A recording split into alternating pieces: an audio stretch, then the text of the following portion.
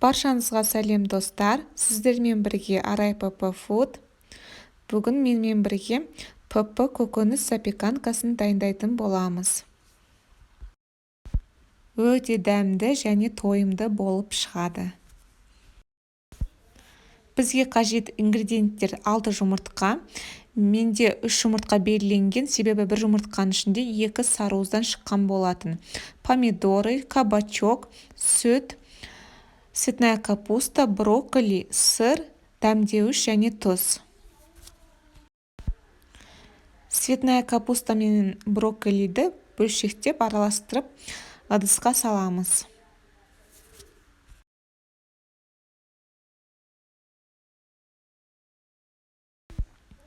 Үстінен помидор саламыз.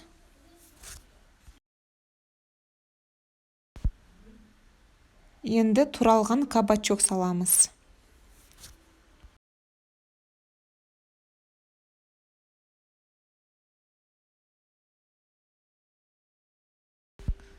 Бәрін жақсылап тұрып араластырамыз.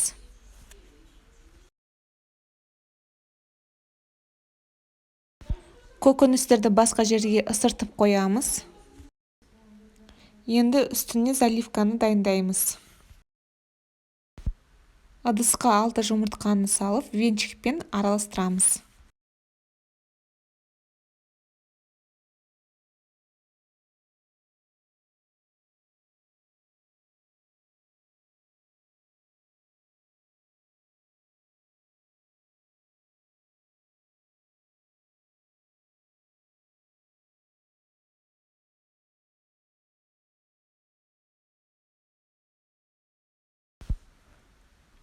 Үстіне сүтті құямыз.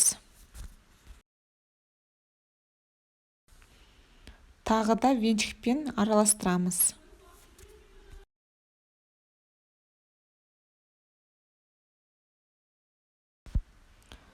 Үстіне шай қасық тұз, қара бұрыш және дәмдеуіштер қостым. Өздеріңіздің қалауларыңыз бойынша қосасыздар.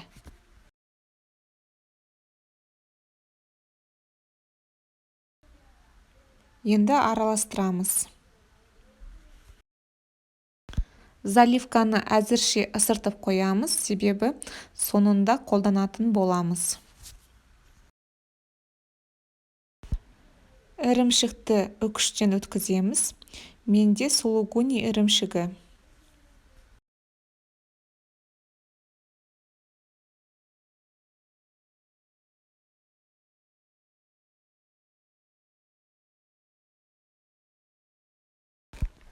Соңында үкіштен өтілмей қалған ірімшікті пышақпен турай саламыз.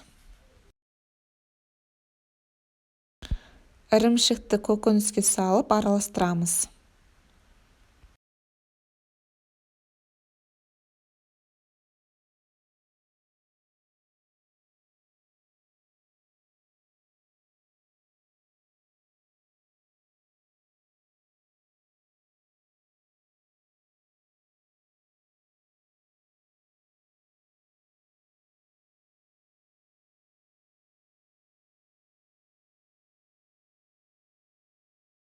Менің формам арнайы пешке арналған форма.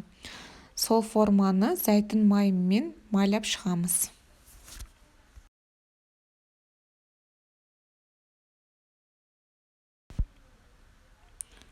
Көкөністерді формаға саламыз.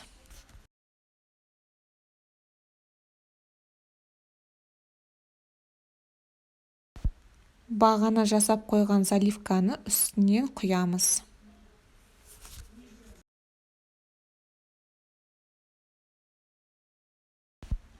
Қыздырылған пеште 180 градуста 50-60 минут пісіреміз.